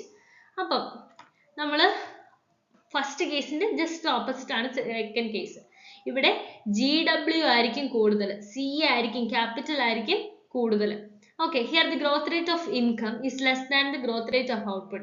There would be deficiency of demand and the economy would face the problem of overproduction. അപ്പോൾ നമുക്ക് ഈ warranted growth rate, നമ്മളോടൊക്കെ ഒരു ചോദ്യം വരെയാണ്, വാറന്റഡ് ഗ്രോത്ത് റേറ്റ് കൂടി കഴിഞ്ഞാലുള്ള സ്റ്റേജ് ഏതാണ്, ഓവർ പ്രൊഡക്ഷൻ എന്ന് പറയുന്ന ഒരു സ്റ്റേജ് എക്കോണമി ഫേസ് ചെയ്യും. എന്താണ് ഓവർ പ്രൊഡക്ഷൻ എന്ന ഒരു സ്റ്റേജ്, അങ്ങനെ ഒരു ക്വസ്റ്റ്യൻ ഉണ്ട്. അപ്പോൾ ഓവർ പ്രൊഡക്ഷൻ എന്ന ഒരു സ്റ്റേജ് ആണ് ഫേസ് ചെയ്യുന്നത് വാറന്റഡ് ഗ്രോത്ത് റേറ്റ് കൂടുമ്പോൾ. Likewise, when C greater than C, the actual amount of capital would be larger than the required amount of investment. Actual amount of capital എന്ന് പറഞ്ഞാൽ നമ്മുടെ required ആവശ്യമുള്ള ഇൻവെസ്റ്റ്മെന്റിനേക്കാൾ കൂടുതലാവുന്ന stage. Larger amount of capital available for investment would dampen the marginal efficiency of capital in the long period. ഇവിടെ എന്ന് പറഞ്ഞു കഴിഞ്ഞാൽ ഇവിടെ capital ഉണ്ട് അല്ലെ, ക്യാപിറ്റൽ ഉണ്ട്, ആക്ച്വൽ എമൗണ്ട് ഓഫ് ക്യാപിറ്റൽ ഉണ്ട്, പക്ഷെ അതിന് വേണ്ട ലേബർ ഇല്ല എന്ന് ഓർത്താൽ മതി. അതിന് വേണ്ട ലേബർ ഇല്ലാത്ത ഒരു സിറ്റുവേഷൻ. അങ്ങനെ വരുമ്പോൾ അവിടെ എന്താണ് ഉണ്ടാവുന്നത്? ഡിപ്രഷൻ ആണ് വരുന്നത്, ഡീഫ്ലേഷൻ ആണ് വരുന്നത്. ഗുഡ്സിന്റെ ഒക്കെ വില താഴേക്ക് വരും, അവിടെ ഡിഫ്ലേഷൻ വരും, എക്കോണമിയിൽ ഡിപ്രഷൻ വരുന്ന ഒരു സ്റ്റേജ് ആണ് GW ഗ്രേറ്റർ ദാൻ G വരുന്നത്, G ലെസ് ദാൻ GW എന്ന് പറയുമ്പോൾ വാറന്റഡ് ഗ്രോത്ത് റേറ്റ് ആണ് കൂടുതൽ. അവിടെ എക്കോണമി എന്താണ് ഫേസ് ചെയ്യുന്ന പ്രോബ്ലം? Over production. അതായത് ക്യാപിറ്റൽ ഉണ്ട്, പക്ഷെ അതിന് വേണ്ട ലേബർ ഇല്ലാത്ത ഒരു സിറ്റുവേഷൻ. ഓക്കെ, അപ്പൊ ഇതാണ് situation of deflation and depression. Okay, അതാണ് രണ്ട് സ്റ്റേജ്. നമ്മളിത് വാറന്റഡ് ഗ്രോത്ത് റേറ്റിൽ പഠിച്ചതാണ്. അപ്പൊ ഹാരഡ്-ഡോമർ മോഡൽ എന്ന് പറയുന്നത്, അതിനകത്ത് ആക്ച്വൽ ഗ്രോത്ത് റേറ്റ് പഠിച്ചു, വാറന്റഡ് ഗ്രോത്ത് റേറ്റ് പഠിച്ചു. ഈ G = GW വന്നാലേ സ്റ്റഡി ഗ്രോത്ത് റേറ്റ് അച്ചീവ് ചെയ്യാനായിട്ട് പറ്റൂ. സ്റ്റഡി ഗ്രോത്ത് റേറ്റ് അച്ചീവ് ചെയ്യാൻ പറ്റും. ഇതിനെ നമ്മളൊരു പേര് വിളിച്ചു. എന്താ വിളിച്ചേ? Knife edge equilibrium, life edge equilibrium എന്ന് വിളിച്ചു. ഓക്കെ, ഇത് തെറ്റുന്ന ഒരു സ്റ്റേജ് ആണ്. നമ്മൾ രണ്ട് കേസ് പഠിച്ചത്, സിറ്റുവേഷൻ ഓഫ് ഇൻഫ്ലേഷനും സിറ്റുവേഷൻ ഓഫ് ഡിപ്രഷൻ അല്ലെങ്കിൽ സിറ്റുവേഷൻ ഓഫ് ഡീഫ്ലേഷനും. ഓക്കെ, ഇനി മൂന്നാമത്തെ, ഇത് മറന്നുപോയോ? നാച്ചുറൽ ഗ്രോത്ത് റേറ്റ് ആണല്ലേ. നമ്മൾ ആക്ച്വൽ ഗ്രോത്ത് റേറ്റ് പഠിച്ചു, വാറന്റഡ് ഗ്രോത്ത് റേറ്റ് പഠിച്ചു. അത് കഴിഞ്ഞിട്ട് വരുന്നതാണ് natural growth rate. The natural growth rate plays a critical role in striking the balance between actual growth rate and warranted growth rate. Actual growth rate ഉം warranted growth rate ഉം തമ്മിലുള്ള ഒരു balance keep ചെയ്യുന്ന ആളാണ് natural growth rate. Actual growth റേറ്റും warranted growth rate ഉം തമ്മിലുള്ള ഒരു ബാലൻസ്. ഇത് ഡിറ്റർമൈൻ ചെയ്യുന്ന factors labour force, natural resources, capital equipment, technical knowledge ഒക്കെ വെച്ചിട്ടാണ് നമ്മൾ ഡിറ്റർമൈൻ ചെയ്യുന്നത്. These factors play ceiling beyond which expansion of output is not possible. Expansion of output possible അല്ലാത്ത ഒരു സ്റ്റേജ് ആണ്. ആ ഒരു ഇതാണ് കാണിക്കുന്നത്. ഇതിനെ നമ്മൾ ഫുൾ എംപ്ലോയ്മെന്റ് സീലിംഗ് എന്നാ പറയാ. നമ്മള് full capacity rate, full growth rate എന്നൊക്കെ വിളിച്ചറിയാം GW നെയാണ് അല്ലെ. GW വാറന്റഡ് ഗ്രോത്ത് റേറ്റിനെ വിളിച്ച്, ഇതിനെ നമ്മൾ GN നെ വിളിക്കുന്നത് ഫുൾ എംപ്ലോയ്മെന്റ് സീലിംഗ് എന്നാണ്. അതായത് നമ്മൾ അസംഷനിൽ പറഞ്ഞു, ഹാരഡ്-ഡോമർ മോഡലിൽ പറയുന്നത് ഫുൾ എംപ്ലോയ്മെന്റ് ആണെന്ന് പറഞ്ഞു അല്ലെ, ഫുൾ എംപ്ലോയ്മെന്റ് ആണെന്ന് പറഞ്ഞു. അപ്പൊ ഫുൾ എംപ്ലോയ്മെന്റിലേക്ക് അച്ചീവ് ചെയ്യുന്നത് നാച്ചുറൽ ഗ്രോത്ത് റേറ്റ് ആണ്. അപ്പൊ ഏതാണ് ഫുൾ എംപ്ലോയ്മെന്റിനെ പറ്റി പറയുന്നത്? നാച്ചുറൽ ഗ്രോത്ത് റേറ്റിലാണ്. അപ്പം അതായത് ഔട്ട്പുട്ട് പോസിബിൾ അല്ലാത്തടത്ത് ഒരു സീലിംഗ് ബിയോണ്ട് ഈ ഫാക്ടേഴ്സ് ഒരു സീലിംഗ് ഉണ്ടാക്കുന്നു. ഓക്കെ, അപ്പൊ ദിസ് ലിമിറ്റ് ഈസ് കോൾഡ്, ഈ ലിമിറ്റിനെ നമ്മൾ പറയുന്നതാണ് ഫുൾ എംപ്ലോയ്മെന്റ് സീലിംഗ്. ഓക്കെ, ഇവിടെ എന്താണുള്ളത്? ആ ലിമിറ്റിൽ ഫുൾ എംപ്ലോയ്മെന്റ് സീലിംഗ് ആണുള്ളത്. This natural growth rate is the maximum growth rate which an economy can achieve with its available natural resources. ഇതെന്ന് പറഞ്ഞു കഴിഞ്ഞാൽ അവൈലബിൾ ആയിട്ടുള്ള നാച്ചുറൽ റിസോഴ്സസ് വെച്ചിട്ട് ഒരു എക്കോണമി അച്ചീവ് ചെയ്യുന്ന മാക്സിമം ഗ്രോത്ത് റേറ്റ്, അതായത് എംപ്ലോയ്മെന്റിന്റെ കേസിൽ മാക്സിമം ഗ്രോത്ത് റേറ്റ് ആണ്, ഫുൾ എംപ്ലോയ്മെന്റ് ആണ് natural growth rate. Okay, GN is determined by the current growth of working population and technical progress. അപ്പൊ GN ഡിറ്റർമൈൻ ചെയ്യുന്ന growth റേറ്റിന്റെയും വർക്കിംഗ് പോപ്പുലേഷന്റെ current growth റേറ്റും അതുപോലെ ടെക്നിക്കൽ പ്രോഗ്രസിന്റെ അടിസ്ഥാനത്തിലാണ് GN നമ്മൾ ഡിറ്റർമൈൻ ചെയ്യുന്നത്. കറണ്ട് ഗ്രോത്ത് ഓഫ് വർക്കിംഗ് പോപ്പുലേഷനും ടെക്നിക്കൽ പ്രോഗ്രസും. ഇത് നമ്മുടെ വാറന്റഡ് ഗ്രോത്ത് റേറ്റ് പറഞ്ഞ പോലെ അത്രയില്ല, കുറച്ചേ ഉള്ളൂ. നാച്ചുറൽ ഗ്രോത്ത് റേറ്റ് എന്ന് പറഞ്ഞു കഴിഞ്ഞാൽ ആക്ച്വൽ ഗ്രോത്ത് റേറ്റിന്റെയും വാറന്റഡ് ഗ്രോത്ത് റേറ്റിന്റെയും ഒരു ബാലൻസ് കീപ്പ് ചെയ്ത് പോകുന്ന ആളാണ്.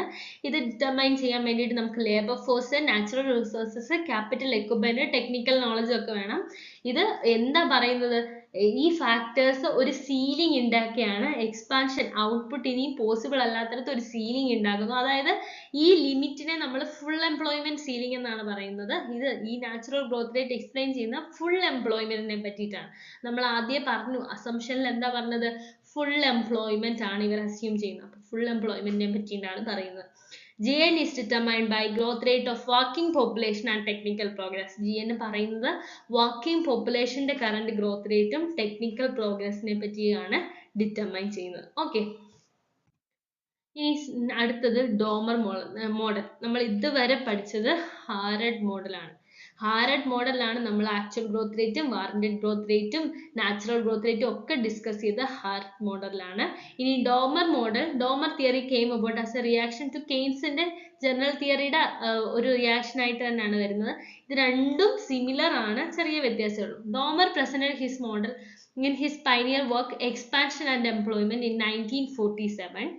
Dormer's growth model addresses itself to the question as to what should be the rate of growth of investment so that rate of growth of income coincide with rate of growth of productive capacity. ഡോമറിന്റെ growth model address ചെയ്യുന്ന question ഇതാണ്, എന്താണ് rate of growth of ഇൻവെസ്റ്റ്മെന്റിനെ എന്ത് ചെയ്യുന്ന നിർണ്ണയിക്കുന്ന factor എന്താണ്, അതായത് so that the rate of growth of income എന്ന് പറയുന്നത് ഗ്രോത്ത് ഓഫ് പ്രൊഡക്റ്റീവ് കപ്പാസിറ്റിയുമായി കോയിൻസൈഡ് ആവാൻ വേണ്ടി എന്തായിരിക്കണം ഗ്രോത്ത് റേറ്റ് ഓഫ് ഇൻവെസ്റ്റ്മെന്റ് എന്ന് പറയുന്നത്. Rate of growth of investment എന്തായിരിക്കണം, എന്ത് നിർണ്ണയിക്കാൻ വേണ്ടിയിട്ട് റേറ്റ് ഓഫ് ഗ്രോത്ത് ഓഫ് ഇൻകവും rate of growth of productive കപ്പാസിറ്റിയും കോയിൻസൈഡ് ആവാൻ വേണ്ടി ഗ്രോത്ത് ഓഫ് ഇൻവെസ്റ്റ്മെന്റ് നിർണ്ണയിക്കുന്ന റേറ്റ് എത്രയായിരിക്കണം, ഇൻവെസ്റ്റ്മെന്റ് എത്രയായിരിക്കണം, നമുക്ക് ഗ്രോത്ത് ഓഫ് ഇൻകവും ഗ്രോത്ത് ഓഫ് പ്രൊഡക്റ്റീവ് കപ്പാസിറ്റിയും കോയിൻസൈഡ് ആവാൻ. Short, Dormer's model is an attempt to determine the rate at which investment purchasing must increase in an economy. ഡോമറിന്റെ മോഡൽ അറ്റംപ്റ്റ് ചെയ്യുന്നത് investment ആണ്. നമ്മൾ ആദ്യം പറഞ്ഞു ഹാരഡിന്റെ മോഡൽ പറയുന്നത് സേവിങ്സിനെ പറ്റിയിട്ടും ഡോമറിന്റെ മോഡൽ പറയുന്നത് ഇൻവെസ്റ്റ്മെന്റിനെ പറ്റിയിട്ടുമാണ്. അപ്പൊ ഇൻവെസ്റ്റ്മെന്റിന്റെ റേറ്റ് എത്രയാണ്, റേറ്റ് ഓഫ് ഗ്രോത്ത് ഓഫ് ഇൻകവും rate of growth of productive കപ്പാസിറ്റിയും കോയിൻസൈഡ് ആവാൻ വേണ്ടിയിട്ട് rate of growth of investment എത്രയാണ്. അപ്പം investment must increase in an economy, ഒരു എക്കോണമിയിൽ എത്രത്തോളം ഇൻക്രീസ് ചെയ്യണം ഇൻവെസ്റ്റ്മെന്റ്. ഈ full employment levels are to be maintain, full employment level maintain ചെയ്യാൻ ഒരു എക്കോണമിയിൽ ഇൻവെസ്റ്റ്മെന്റ് പർച്ചേസിങ് എത്രത്തോളം ഏത് റേറ്റിൽ ഇൻക്രീസ് ചെയ്യണം. ഓക്കെ, അപ്പൊ അദ്ദേഹം പറയുന്നത് ഇൻവെസ്റ്റ്മെന്റിനെ പറ്റിയിട്ടാണ്. Dormer model is modeled from both demand as well as supply side. Dormer demand side നിന്നും supply side നിന്നും explain ചെയ്യുന്നുണ്ട്. He stressed on the dual character of investments as it provides the solution for steady growth ന് വേണ്ടിയിട്ട് അദ്ദേഹം ഇൻവെസ്റ്റ്മെന്റിന്റെ dual character ആണ് കാണിക്കുന്നത്. Okay, അപ്പൊ നമ്മൾ ആദ്യം പറഞ്ഞു ഹാരഡ് ഡോമർ മോഡലില് രണ്ടുപേരും ഡിമാൻഡും സപ്ലൈയും സൈഡ് പറയുന്നത്, അതാണ് നമ്മൾ ഡ്യുവൽ ക്യാരക്ടർ ആണ് കാണിക്കുന്നത് എന്ന് ആദ്യം പറഞ്ഞിട്ടുണ്ട്.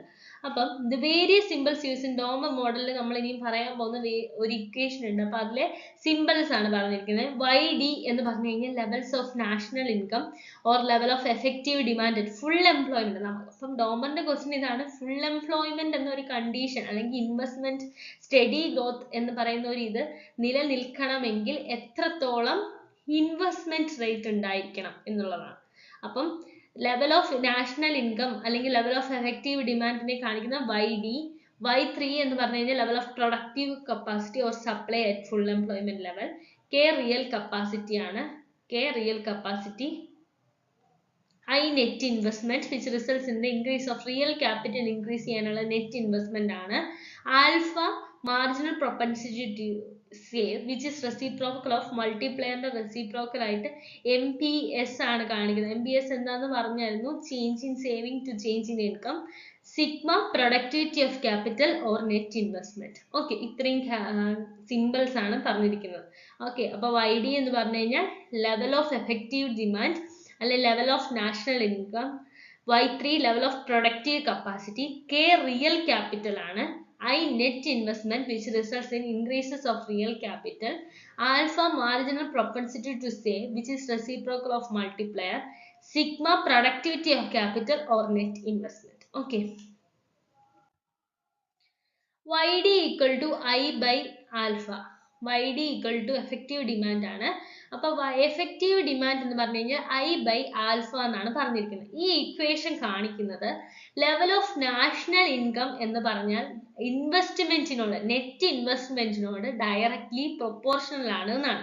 അപ്പൊ ഇക്വേഷൻ കാണിക്കുന്നത് ലെവൽ ഓഫ് നാഷണൽ ഇൻകം എന്ന് പറയുന്നത് directly proportional to net investment, net ഇൻവെസ്റ്റ്മെന്റിനോട് ഡയറക്ട്ലി പ്രൊപ്പോർഷണൽ ആണ് എന്നാണ്.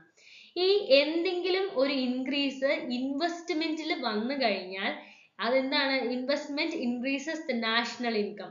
ഇൻവെസ്റ്റ്മെന്റിൽ എന്തെങ്കിലും ഒരു ഇൻക്രീസ് വന്നിട്ടുണ്ടെങ്കിൽ അത് നാഷണൽ ഇൻകവും ഇൻക്രീസ് ചെയ്യും എന്നാ പറഞ്ഞത്. അതായത് നാഷണൽ ഇൻകം എന്ന് പറയുന്നത് നാഷണൽ ഇൻകം എപ്പോഴും നെറ്റ് ഇൻവെസ്റ്റ്മെന്റിന് ഡയറക്ട്ലി പ്രൊപ്പോർഷണൽ ആണ്. നെറ്റ് ഇൻവെസ്റ്റ്മെന്റിൽ എന്തെങ്കിലും ഒരു ഇൻക്രീസ് ഉണ്ടായാൽ അത് നാഷണൽ ഇൻകത്തെ അഫക്റ്റ് ചെയ്യും. നാഷണൽ ഇൻകത്തിൽ നിന്ന് എന്തെങ്കിലും ഒരു ഇൻക്രീസ് ഉണ്ടായാൽ അത് നെറ്റ് ഇൻവെസ്റ്റ്മെന്റിനെയും ഇൻക്രീസ് ചെയ്യും. Okay, the effective demand is inversely proportional marginal propensity to save. അതായത് എഫക്റ്റീവ് ഡിമാൻഡ് എന്ന് പറയുന്നത് MBSുമായിട്ട് ഇൻവേഴ്സ്ലി പ്രൊപ്പോർഷണൽ ആണ്. നാഷണൽ ഇൻകം നെറ്റ് ഇൻവെസ്റ്റ്മെന്റ് ആയിട്ട് ഡയറക്ട്ലി പ്രൊപ്പോർഷണൽ ആണ്. എഫക്റ്റീവ് ഡിമാൻഡ് എന്ന് പറയുന്നത് MBSുമായിട്ട് ഇൻവേഴ്സ്ലി പ്രൊപ്പോർഷണൽ ആണ്. ഇൻവേഴ്സ്ലി എന്ന് പറഞ്ഞു കഴിഞ്ഞാൽ എന്തെങ്കിലും ഒരു ഇൻക്രീസ് MBSൽ ഉണ്ടായി കഴിഞ്ഞാൽ, അതായത് change in saving to change in income അല്ലെ, അതിലുണ്ടായാൽ എഫക്റ്റീവ് ഡിമാൻഡ് കുറയേ ഉള്ളൂ, ഡിക്രീസ് ചെയ്യത്തേ ഉള്ളൂ. അതുപോലെ തന്നെ ഡിക്രീസ് ആണ് സംഭവിക്കുന്നതെങ്കിൽ level of effective demand increase ചെയ്യും. ഡിമാൻഡ് സൈഡ് ഓഫ് ഇൻവെസ്റ്റ്മെന്റ്, ഈ ഇക്വേഷൻ കാണിക്കുന്നത് ഡിമാൻഡ് സൈഡ് ഓഫ് ഇൻവെസ്റ്റ്മെന്റിനെയാണ്. അപ്പൊ നമ്മൾ പറഞ്ഞു ഡോമർ മോഡൽ ഡിമാൻഡ് സൈഡും സപ്ലൈ സൈഡും കാണിക്കുന്നുണ്ട്. അപ്പൊ ഈ ഇക്വേഷൻ YD = I/α എന്ന ഇക്വേഷൻ കാണിക്കുന്നത് ഡിമാൻഡ് സൈഡ് ഓഫ് ഇൻവെസ്റ്റ്മെന്റിനെയാണ്. YS = σk എന്ന് പറയുന്ന ഇക്വേഷൻ കാണിക്കുന്നത് സപ്ലൈ സൈഡിനെയാണ്. സപ്ലൈ സൈഡ് ഇത് കാണിക്കുന്നത് demand side. This equation explains that supply of output YS at full employment depends upon two factors. Supply of output രണ്ട് ഫാക്ടേഴ്സിനെ ഡിപ്പെൻഡ് ചെയ്യുന്നു. Productive capacity of capital and amount of real capital. Productive capacity of ക്യാപിറ്റലിനെയും amount of real ക്യാപിറ്റലിനെയും depend ചെയ്യുന്നു. Any increase or decrease in any of these factors, ഈ ഫാക്ടേഴ്സിൽ വരുന്ന എന്തെങ്കിലും ഒരു ഇൻക്രീസോ ഡിക്രീസോ will raise or reduce the supply of output. Supply of outputനെ റേസ് ചെയ്യുകയോ ഡിക്രീസ് ചെയ്യുകയോ ചെയ്യും. അതായത് ഈ ഇക്വേഷൻ YS = σk എന്ന ഇക്വേഷൻ കാണിക്കുന്നത് full employment, supply of output at full employment എന്നാണ്. അപ്പൊ ഈ supply of output at full employment depend ചെയ്യുന്ന രണ്ട് ഫാക്ടേഴ്സിനാണ്, പ്രൊഡക്ടിവിറ്റി ഓഫ് ക്യാപിറ്റലും കപ്പാസിറ്റി ഓഫ് ക്യാപിറ്റലും അതുപോലെ എമൗണ്ട് ഓഫ് റിയൽ ക്യാപിറ്റലും. കപ്പാസിറ്റി ഓഫ് ക്യാപിറ്റലും റിയൽ ക്യാപിറ്റലും, ഇതിൽ രണ്ടിലും ഉണ്ടാവുന്ന എന്തെങ്കിലും ഒരു ഇൻക്രീസോ ഡിക്രീസോ സപ്ലൈ ഓഫ് ഔട്ട്പുട്ടിനെ അഫക്റ്റ് ചെയ്യും. അതായത് ക്യാപിറ്റലും അതുപോലെ തന്നെ productive capacity of capital, amount of real capital. Okay, this is the supply side of investment. YS = σk supply സൈഡും YD = I/α കാണിക്കുന്ന ഡിമാൻഡ് സൈഡും. അതായത് എഫക്റ്റീവ് ഡിമാൻഡ് എന്ന് പറയുന്നത് MBSുമായിട്ട് ഇൻവേഴ്സ്ലി പ്രൊപ്പോർഷണൽ ആണ്. അതുപോലെ നാഷണൽ ഇൻകം എന്ന് പറയുന്നത് നെറ്റ് ഇൻവെസ്റ്റ്മെന്റ് ആയിട്ട് ഡയറക്ട്ലി പ്രൊപ്പോർഷണൽ ആണ്. അതാണ് ഡിമാൻഡ് സൈഡ്. ഇനി സപ്ലൈ സൈഡ് എന്ന് പറഞ്ഞു കഴിഞ്ഞാൽ supply of output at full employment depend ചെയ്യുന്ന രണ്ട് ഫാക്ടേഴ്സിനെയാണ്, പ്രൊഡക്റ്റീവ് കപ്പാസിറ്റി ഓഫ് ക്യാപിറ്റലിനെയും എമൗണ്ട് ഓഫ് റിയൽ ക്യാപിറ്റലിനെയും. ഈ രണ്ട് ഫാക്ടേഴ്സിൽ വരുന്ന ഇൻക്രീസോ ഡിക്രീസോ സപ്ലൈ ഓഫ് ഔട്ട്പുട്ടിനെ റേസ് ചെയ്യുകയോ ഡിക്രീസ് ചെയ്യുകയോ ചെയ്യും. ഇതാണ് supply side of investment. Okay, for equilibrium demand and supply should balance. ഇനി ഇക്വിലിബ്രിയം വരണമെങ്കിൽ ഇത് രണ്ടും ഈക്വൽ ആയിരിക്കണം. നമ്മൾ ഹാരന്റെ കേസിൽ G = GW വരണം, നൈഫ് എഡ്ജ് ഇക്വിലിബ്രിയം വരണം എന്ന് പറഞ്ഞതുപോലെ ഡിമാൻഡ് സൈഡും സപ്ലൈ സൈഡും ഇൻവെസ്റ്റ്മെന്റിന്റെ ഈക്വൽ ആകുമ്പോഴാണ് അവിടെ ഇക്വിലിബ്രിയം വരുന്നത്. YD = YS. അതായത് YD എന്ന് പറഞ്ഞത് നമ്മൾ എന്താ പറഞ്ഞത്, YD = I/α എന്നാണ് പഠിച്ചത്. I/α. YS എന്ന് പറഞ്ഞു കഴിഞ്ഞാൽ σk എന്നുമാണ് പഠിച്ചത്. അപ്പൊ ഇത് രണ്ടും ഈക്വൽ ആയിരിക്കണം. ഓക്കെ, അല്ലെങ്കിൽ I = α, σ = k അങ്ങനെ വരണം. ഓക്കെ, അപ്പം ഇത് ഈക്വൽ ആവുമ്പോഴാണ് ഡിമാൻഡ് സൈഡും സപ്ലൈ സൈഡും ഈക്വൽ ആകുന്നത്. അപ്പൊ ഇത് ഇൻവെസ്റ്റ്മെന്റിന്റെ കേസാണ് ഡോമർ മോഡലിൽ പറയുന്നത്. This equation explains the condition for steady growth and it is possible only when investment equals to product of saving, income ratio, capital out productivity and capital stock. ഈ equation കാണിക്കുന്നത് steady ഗ്രോത്തിന് വേണ്ട ഒരു കണ്ടീഷനാണ്. And it's possible only when investment equal ആവുന്നു, product of savings income റേഷ്യോത്തിനും capital പ്രൊഡക്ടിവിറ്റിക്കും capital സ്റ്റോക്കിനും ഈക്വൽ ആകുമ്പോഴാണ്, ഇൻവെസ്റ്റ്മെന്റ് ഈക്വൽ ആകുമ്പോഴാണ് സ്റ്റഡി ഗ്രോത്ത് പോസിബിൾ ആവുന്നതെന്നാണ് ആര് പറയുന്നത്, ഡോമർ മോഡലിൽ പറയുന്നത്. We must give increment to the demand as well as supply equation. നമ്മൾ ഈ ഒരു കണ്ടീഷൻ, ഏത് കണ്ടീഷൻ, സ്റ്റഡി ഗ്രോത്ത് റേറ്റ് എന്ന കണ്ടീഷൻ നമുക്ക് അച്ചീവ് ചെയ്യണമെങ്കിൽ നമ്മൾ ഡിമാൻഡ് സൈഡിനും സപ്ലൈ സൈഡിനും ഇൻക്രിമെന്റ് കൊടുക്കണം. ഓക്കെ, അപ്പൊ നമ്മൾ ഡോമർ മോഡലിൽ നമ്മൾ പ്രധാനമായിട്ട് ഹാരഡ് മോഡലിൽ നിന്നാണ് കൂടുതൽ ക്വസ്റ്റ്യൻസ് വരാറുള്ളത്. പക്ഷെ ഡോമർ മോഡൽ അറിഞ്ഞിരിക്കുക. ആ ഡോമർ മോഡലിൽ പറയുന്നത് ഇൻവെസ്റ്റ്മെന്റിന്റെ സപ്ലൈ സൈഡും ഡിമാൻഡ് സൈഡും ആണ്. അതായത് ഫസ്റ്റ് പറയുന്നത് YD equal to YS. YD equal to effective ഡിമാൻഡിനെ പറ്റിയാണ് പറയുന്നത്. Effective demand marginal propensity to ഇൻകത്തിന്. എഫക്റ്റീവ് ഡിമാൻഡ് അതായത് YD, effective demand marginal propensity to സേവിന് ഇൻവേഴ്സ്ലി പ്രൊപ്പോർഷണൽ ആണ്. അതുപോലെ നെറ്റ് ഇൻവെസ്റ്റ്മെന്റ് എന്ന് പറയുന്നത് നാഷണൽ ഇൻകത്തോട് ഡയറക്ട്ലി പ്രൊപ്പോർഷണൽ ആണ് എന്നാണ് ഡിമാൻഡ് സൈഡിൽ പറയുന്നത്. ഓക്കെ, അപ്പൊ അതുപോലെ തന്നെ ഡിമാൻഡ് സൈഡും സപ്ലൈ സൈഡും ഈക്വൽ ആയെങ്കിൽ മാത്രമേ നമുക്ക് എന്ത് പറയാൻ പറ്റൂ, സ്റ്റഡി സ്റ്റേറ്റ് ഇക്വിലിബ്രിയം അല്ലെങ്കിൽ സ്റ്റഡി ഗ്രോത്ത് അച്ചീവ് ചെയ്യാൻ പറ്റൂ. ഓക്കെ, അപ്പം അദ്ദേഹം പറയുന്നത് ഇൻവെസ്റ്റ്മെന്റിന്റെ കേസാണ്. ഓക്കെ, ഇനി ഇതിന്റെ ക്രിറ്റിസിസം എന്ന് പറഞ്ഞു കഴിഞ്ഞാൽ ഹാരഡ് ഡോമർ മോഡലിന്റെ criticism, developing countries find it difficult to increase saving. Developing കൺട്രീസിന് സേവ് ചെയ്യുന്നത് കുറച്ച് ഡിഫിക്കൽട്ട് ആണ്. നമ്മൾ ആദ്യം പറഞ്ഞു ഹാരഡ് ഡോമർ മോഡൽ എക്സ്പ്ലെയിൻ ചെയ്യുന്ന അഡ്വാൻസ്ഡ് ക്യാപിറ്റലിസ്റ്റ് എക്കോണമീസിലാണ്. അപ്പൊ ഈ ഡെവലപ്പിംഗ് കൺട്രീസിന് ഈ സേവിങ് ഇൻക്രീസ് ചെയ്യുക എന്ന് പറയുന്ന ടാസ്ക് കുറച്ച് ഇൻക്രീസ് ചെയ്യാൻ ഡിഫിക്കൽട്ട് ആണ്. Increasing saving ratio may be inappropriate when you are struggling to get enough food to eat. Developing countries-ൽ നമ്മൾ പറഞ്ഞു അൺഈക്വൽ ആയിട്ടാണ് ഡിസ്ട്രിബ്യൂഷൻ ഉള്ളത് അല്ലെ. അപ്പം റിച്ച് ആയിട്ടുള്ള ആൾക്കാരുണ്ടാവും, മിഡിൽ ക്ലാസ് ഉണ്ടാവും, പൂവർ ഉണ്ടാവും. അപ്പം എല്ലാവരും ഒരുമിച്ച് വരണം അല്ലെ. അപ്പൊ അങ്ങനെ സേവ് ചെയ്യുക എന്ന് പറയുമ്പോൾ അന്നന്നത്തെ ആഹാരത്തിനായിട്ട് സ്ട്രഗിൾ ചെയ്യുന്ന ആളുകളുണ്ട്. അപ്പം അവിടെ സേവിങ്സ് അല്ല അവർ നോക്കുന്നത് അല്ലെ, ഫുഡിനാണ് ഇമ്പോർട്ടൻസ് കൊടുക്കുന്നത്. അന്നന്ന് കഴിഞ്ഞുകൂടുക എന്നുള്ള ഒരു ഇതാണ് അവിടെ നിൽക്കുന്നത്. അപ്പം സേവിങ്സ് ഇൻക്രീസ് ചെയ്യുക, സേവിങ് റേഷ്യോ ഇൻക്രീസ് ചെയ്യുക എന്ന് പറഞ്ഞു കഴിഞ്ഞാൽ ഡെവലപ്പിംഗ് എക്കോണമീസിൽ അത്ര ആപ്ലിക്കബിൾ അല്ല. Harrod based his model on looking at industrialized countries post-depression years. Post-depression yearsലുള്ള industrialized countries-ന്റെ ആ ഒരു ഇതാണ് ഹാരഡ് നോക്കിയിട്ടുള്ളത്. He later came to repudiate his model because he felt it did not provide a model for long-term growth rate. ഇത് അത്ര applicable ആണോ എന്ന് വെച്ചിട്ട് ഒരു ഇതുണ്ട്. ആ ഒരു ഇതൊരു ക്രിറ്റിസിസം ആണ്, ലോങ് റേറ്റിൽ ഇത് ആപ്ലിക്കബിൾ ആണോ എന്നുള്ളത്. This model ignores factors such as labor productivity, technological innovation and level of corruption. ഇതിനെപ്പറ്റി ഒന്നും ഈ മോഡൽ പറയുന്നില്ല. ലേബർ പ്രൊഡക്ടിവിറ്റിയെ പറ്റിയോ ടെക്നോളജിക്കൽ ഇന്നോവേഷനെ പറ്റിയോ ലെവൽ ഓഫ് കറപ്ഷനെ പറ്റിയോ പറയുന്നില്ല. Harrod Domer is at best an oversimplification of complex factors which go to economic growth-ലേക്ക് വരുമ്പോൾ over simplification of complex factors. നമുക്കിതൊരു ഒരു കോംപ്ലക്സ് ഫാക്ടേഴ്സ് വെച്ചിട്ട് നമ്മൾ പറയുന്ന പോലെ നമുക്ക് ഫീൽ ചെയ്യും അല്ലേ. അപ്പം ഹാരഡ് ഡോമർ മോഡലിനെ പറ്റി ഇമ്പോർട്ടൻ്റ് ആയിട്ട് അറിഞ്ഞിരിക്കുന്ന സമ്മറി ഇവിടെ പറയാം. ഓക്കെ, നമ്മൾ ഹാരഡ് ഡോമർ മോഡൽ പഠിച്ചപ്പം ഹാരഡ് ഡോമർ മോഡൽ കൺഫ്യൂഷൻ ആവരുത്, കുറച്ച് ലെങ്തി ആണ്. ഇതിൽ നമുക്ക് ഏറ്റവും പഠിക്കേണ്ടതിൽ ഏറ്റവും ലെങ്തി ആയിട്ടുള്ളത് ഇതാണ്, വേറെ ഒന്നും ഇത്രയും ലെങ്തി ആയിട്ടുള്ളതില്ല. ഓക്കെ, പക്ഷെ സിമ്പിൾ ആയിട്ട് ഓർത്ത് വെക്കുക. Harrod Domar model level of സേവിങ്സിന്റെയും ക്യാപിറ്റൽ ഔട്ട്പുട്ട് റേഷ്യോയുടെയും അടിസ്ഥാനത്തിലാണ് ക്യാപിറ്റൽ ഔട്ട്പുട്ട് റേഷ്യോയുടെ അടിസ്ഥാനത്തിൽ എക്കണോമിക് ഗ്രോത്തിനെ നിർണ്ണയിക്കുന്ന ഗ്രോത്ത് മോഡലാണ് ഏത്, ഹാരഡ് ഡോമർ ഗ്രോത്ത് മോഡൽ. ഓക്കെ, അതുപോലെ ഹാരഡ് മോഡലും ഡോമർ മോഡലും ഉണ്ട്. ഹാരഡ് മോഡലിൽ നമ്മൾ 3 എണ്ണം പഠിച്ചു. Actual growth rate GW, warranted growth rate GN. ഈ G എന്ന് പറഞ്ഞു കഴിഞ്ഞാൽ actual growth rate of the economy ആണ്. ഈ Gയും GWയും വരുന്ന സ്റ്റേജ് ആണ് സ്റ്റഡി ഗ്രോത്ത് റേറ്റ് അച്ചീവ് ചെയ്യുന്നതെന്ന് പഠിച്ചു. ഇതാണ് നൈഫ് എഡ്ജ് ഇക്വിലിബ്രിയം. ഇനി ഈ GWയിലാണ് എന്ത് വരുന്നത്,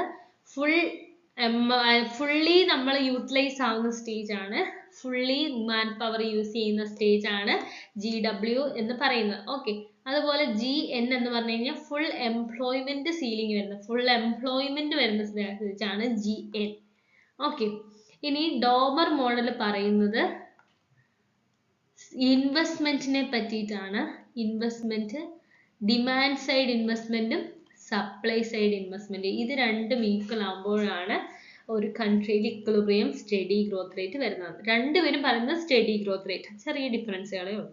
ഓക്കെ, അപ്പൊ ഇതാണ് ഹാരഡ് ഡോമർ മോഡൽ. ഇനി ഇതിന്റെ ഇംപ്രൂവ്മെന്റ് ആയിട്ടാണ് സോളോ സ്വാൻ മോഡൽ വരുന്നത്.